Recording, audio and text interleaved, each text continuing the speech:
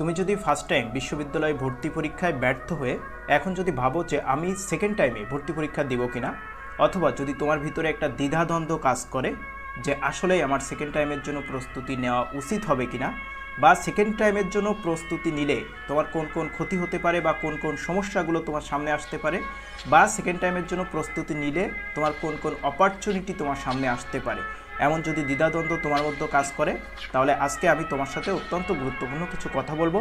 এবং আজকে আমি তোমার সাথে শেয়ার করব যে তুমি জাতীয় বিশ্ববিদ্যালয়ে ভর্তি হয়ে সেকেন্ড টাইম প্রস্তুতি নিবে, নাকি জাতীয় বিশ্ববিদ্যালয় পরীক্ষায় তুমি দিবে না বা তোমার দেওয়া লাগবে না, তোমার করণীয়টা কী সে বিষয়েও তোমার সাথে কথা বলবো। দেখো, ফার্স্ট অফ অল আমি তোমাকে একটা কথা বলি যে সেকেন্ড টাইমে ভর্তি পরীক্ষা দিলে তোমার কি কি সুবিধা হবে আর কি কি অসুবিধা হবে, এই বিষয়টা জানা বা বোঝা তোমার জন্য অনেক বেশি গুরুত্বপূর্ণ। আগে অসুবিধার কথাটা বলি। তুমি যদি সেকেন্ড টাইম ভর্তি পরীক্ষা দাও, তাহলে তোমার প্রথমত তোমার জীবন থেকে একটা বছর লস দিতে হবে, এই জিনিসটা তোমাকে মেনে নিতে হবে।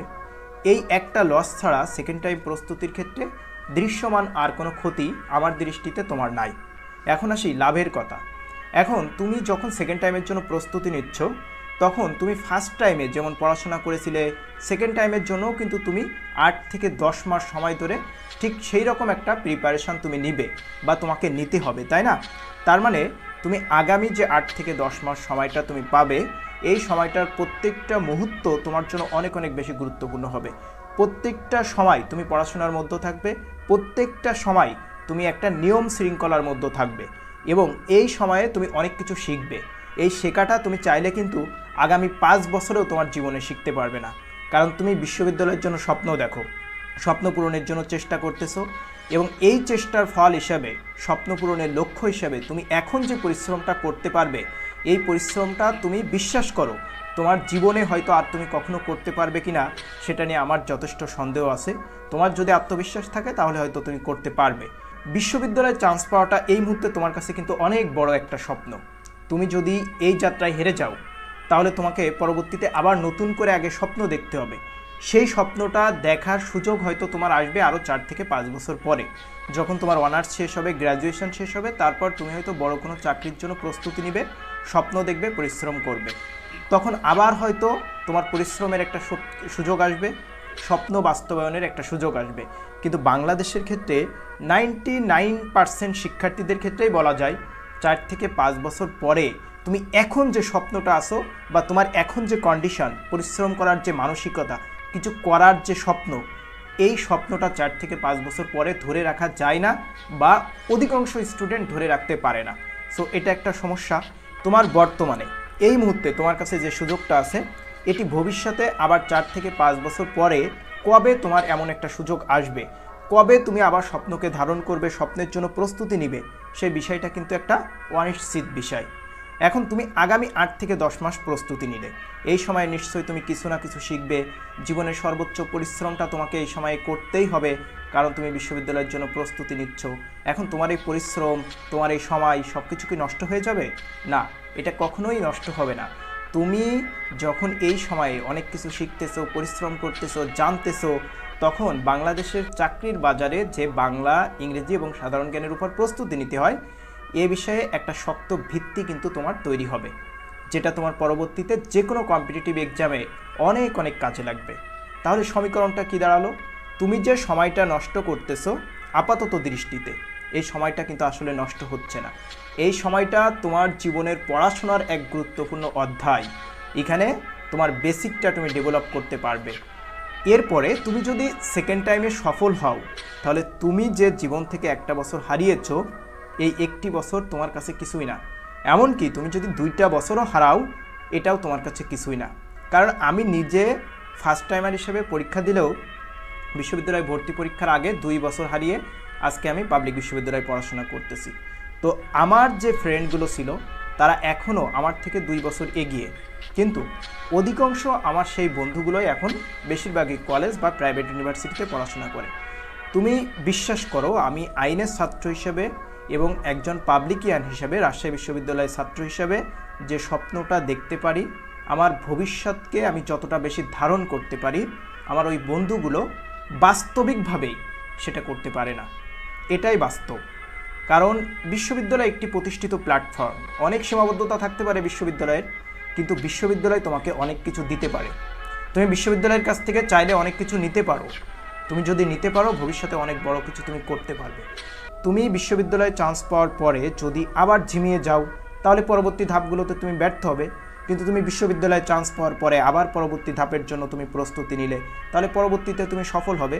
সো তোমাকে যদি কেউ বলে যে তুমি বিশ্ববিদ্যালয়ে চান্স পাওয়ার জন্য 1 বছর লস দিবে, 2 বছর লস দিবে, বিশ্ববিদ্যালয়ে চান্স পেয়ে কী করবে? বিশ্ববিদ্যালয়ে চান্স পেয়ে তো কত বেকার ঘুরে বেড়াচ্ছে। আরে ভাই, যে বেকার ঘুরে বেড়াচ্ছে সেটা তার দোষের কারণেই বেকার ঘুরে বেড়াচ্ছে। সে বিশ্ববিদ্যালয়ে চান্স পাওয়ার পরে নিজেকে মনে করেছে আমি কোন হনুরে, ঠিক আছে? সে নিজেরে মনে করছে আমি এক মহাজ্ঞানী, আমি এখন দুনিয়ার সব কিছু পেয়ে গেছি, সুতরাং আমি এখন আমোদ ফুর্তি করে বেড়াই। তো তুমি যদি ফুর্তি করে বেড়াও তাহলে তোমার পরবর্তী চাকরির জন্য প্রস্তুতিটা কে নিয়ে দিবে? সুতরাং সেটা অনেক আলোচনার বিষয়। এই কথায় বিভ্রান্ত হওয়ারও কিছু নাই। এবার আসি একটা গুরুত্বপূর্ণ কথায়। তুমি সেকেন্ড টাইমের জন্য প্রস্তুতি নিচ্ছ, তোমার একটা বছর তোমার জীবন থেকে হারিয়ে যাচ্ছ, কিন্তু তুমি সেকেন্ড টাইমের জন্য সিরিয়াস না। তুমি তোমার ফুল ডেডিকেশন দিচ্ছ না বা দিতে পারতেছো না। তুমি মনে করতেছো যে আমার কাছে এখনও অনেক সময় আছে। তুমি কি জানো তুমি আগামী যে 8 থেকে 10 মাস সময় পাবে, অ্যাডমিশনের সিলেবাসের তুলনায় এই সময়টা খুবই নগণ্য। কারণ এই সময়ে তোমাকে অনেক কিছু পড়াশোনা করতে হবে। তাই তুমি যদি অবহেলা করো আর এর ফলস্বরূপ যদি তুমি ব্যর্থ হয়ে যাও তাহলে এই ব্যর্থতার কষ্ট তুমি ফার্স্ট টাইমে ব্যর্থ হয়ে যতটা না কষ্ট পেয়েছিলে তার থেকে অনেক অনেক অনেক অনেক বেশি গুণ হবে। তুমি হয়তো ফার্স্ট টাইমে ব্যর্থ হয়েছো, তারপর তুমি যদি কলেজ, প্রাইভেট বিশ্ববিদ্যালয়ে ভর্তি হয়ে যেতে, কিছুদিন পরে কিন্তু তোমার এই ব্যর্থতার গ্লানিটা অনেকটাই স্বাভাবিক হয়ে যেত, ঠিক আছে? তুমি একটা কলেজে ভর্তি হয়ে যেতে, প্রাইভেট ইউনিভার্সিটিতে ভর্তি হয়ে যেতে, কিছুদিন পরে ওই পরিবেশের সাথে তুমি অ্যাডজাস্ট হয়ে যেতে। কিন্তু তুমি সেকেন্ড টাইমে পরীক্ষা দিয়েছো, সেকেন্ড টাইমে পরীক্ষা দেওয়ার পরে তুমি সেকেন্ড টাইমে চান্স পাওয়ার জন্য যে এফোর্টটা দেওয়ার দরকার ছিল তুমি সেটা দাওনি, তারপর সেকেন্ড টাইমে তুমি চান্স পাওনি। তাহলে তোমার কি হলো? তোমার জীবন থেকে কিন্তু একটা বছর হারিয়ে গেল। আর তৃতীয়বার কিন্তু তুমি আর স্বপ্ন দেখার সুযোগ পাবে না। ফার্স্ট টাইমে যেমন ব্যর্থ হয়ে তুমি এখনও স্বপ্ন দেখার সাহস পাও যে আমি আবার চেষ্টা করতে পারি, ঘুরে দাঁড়াতে পারি, তৃতীয়বারে কিন্তু তোমার সেই সুযোগটা নাই। তাই সেকেন্ড টাইমে তোমাকে সফল হতে হবে, এই মানসিকতাটা থাকা তোমার অনেক বেশি গুরুত্বপূর্ণ। কিন্তু তুমি খুব কঠিন প্রস্তুতি নিয়েছিলে, তোমার বেসিকটা শক্তিশালী করেছিলে, কিন্তু তুমি কপালের কাছে হেরে গেছ। বিশ্ববিদ্যালয়ের পড়ার স্বপ্নটা তোমার পূরণ হয়নি। তোমার দুঃখ পাওয়ার কিচ্ছু নেই ভাইয়া। কেন তোমার দুঃখ পাওয়ার কিছু নেই জানো? কারণ তোমার যে ভিত্তিটা এখন তৈরি হয়েছে এই ভিত্তিটা অনেক শক্তিশালী। তুমি পরবর্তীতে কোনো না কোনো পর্যায়ে অবশ্যই তোমার এই স্ট্রং বেজের কারণে তুমি ভালো কিছু করতে পারবে। দেখো, তুমি কোনো না কোনো জায়গায়, তুমি হয়তো বিশ্ববিদ্যালয়ে ভালো করতে পারোনি, তুমি পরবর্তীতে কোনো চাকরির বাজারে হোক বা যে কোনো কম্পিটিটিভ এক্সাম হোক বা যে কোনো প্রতিযোগিতা হোক, সেখানে যে দেখবে তুমি ভালো কিছু করতে পেরেছো।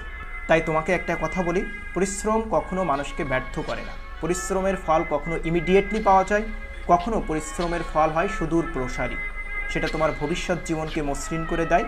তাই যদি তোমার মনে হয় যে আমি পরিশ্রম করতে পারবো না, আমার ভিতরে অলসতা চলে আসছে, আমি শেষ দিন পর্যন্ত এই যাত্রার সাথে লেগে থাকতে পারবো না, আমি আমার সর্বোচ্চ ডেডিকেশনটা আমি দিতে পারবো না, তাহলে আমি তোমাকে বলবো যে সেকেন্ড টাইমের জন্য তুমি প্রস্তুতি নিও না ভাই। আর তুমি যদি মনে করো যে না, আমি আমার জীবনের সর্বোচ্চ পরিশ্রমটা আমি করব, সর্বোচ্চ ডেডিকেশনটা আমি দিব, তাহলে আমি তোমাকে বলবো তুমি অবশ্যই সেকেন্ড টাইমের জন্য প্রস্তুতি নাও এবং ইনশাল্লাহ তুমি অবশ্যই সফল হবে। আর যদি ব্যর্থ হয়ে যাও, কষ্ট পেও না। তুমি 1 বছরে যা শিখেছো, তুমি বিশ্বাস করো আগামী 4 থেকে 5 বছরে তুমি এটা শিখতে পারবে না।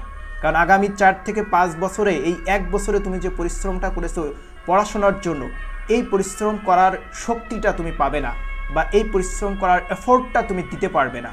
তুমি সেটা আগামী 5 বছরে চাইলেও শিখতে পারবে না। তাই সেকেন্ড টাইমের জন্য যদি তোমাকে প্রস্তুতি নিতেই হয় তাহলে অবশ্যই শক্তভাবে প্রস্তুতি নিতে হবে। শত শত শিক্ষার্থী আছে সেকেন্ড টাইমে সফল হয়, তোমার ব্যাচমেট শত শত শিক্ষার্থী থাকবে যারা সেকেন্ড টাইমে সফল হবে, অবশ্যই হবে। আমার অনেক বন্ধু আছে, আমি তো পাবলিক বিশ্ববিদ্যালয়ে পড়ি, আমার চারপাশে অনেক ফ্রেন্ড আছে, ছোটো ভাই আছে, বড় ভাই আছে, সেকেন্ড টাইম ভর্তি পরীক্ষা দিয়ে সফল হয়েছে। কেউ যদি তোমাকে বলে যে সেকেন্ড টাইমে ভর্তি পরীক্ষা দিয়ে কেউ চান্স পায় না, তার কথা তুমি স্কিপ করো। আমি তোমাকে বলছি তুমি সেকেন্ড টাইমে প্রস্তুতি নিলে তুমি ইনশাল্লাহ সফল হবে, যদি তোমার পরিশ্রম করতে পারো, এবং সফল হওয়ার নজির শত শত আছে। আর তুমি জাতীয় বিশ্ববিদ্যালয়ে ভর্তি পরীক্ষা দাও, ভর্তি হয়ে থাকো, এটা তোমার জন্য একটা ব্যাকআপ হিসেবে কিছুটা কাজে দিবে। ভর্তি হয়ে তোমার ক্লাস পাতি বা ওই দিকে তোমার ফোকাস করার দরকার নাই যদি তোমার সেকেন্ড টাইম টার্গেট হয়। কারণ তুমি সেকেন্ড টাইমের প্রস্তুতি নেবে, আবার মনে করবে যে আমি ন্যাশনালেও হাই সিজিপিএ তুলবো, এটা হবে না। ঠিক আছে, তুমি যে কোনো একটা জায়গায় ফোকাস করতে হবে। দুই নৌকায় পা দিলে কিন্তু কোনো নৌকায় শেষে তোমার কাছে থাকবে না। একটা নৌকায় পা দিতে হবে, একটা জায়গায় তোমাকে ফোকাস করতে হবে। যদি তোমার টার্গেট হয় সেকেন্ড টাইমে ভালো করতে হবে, তাহলে তুমি ন্যাশনালে যেটা ভর্তি হয়েছো ওটা জাস্ট ভর্তি হয়ে থাকো। তারপর তোমার সর্বোচ্চ উদ্যম, আগ্রহ, শক্তি নিয়ে তুমি সেকেন্ড টাইমের জন্য প্রস্তুতি নাও।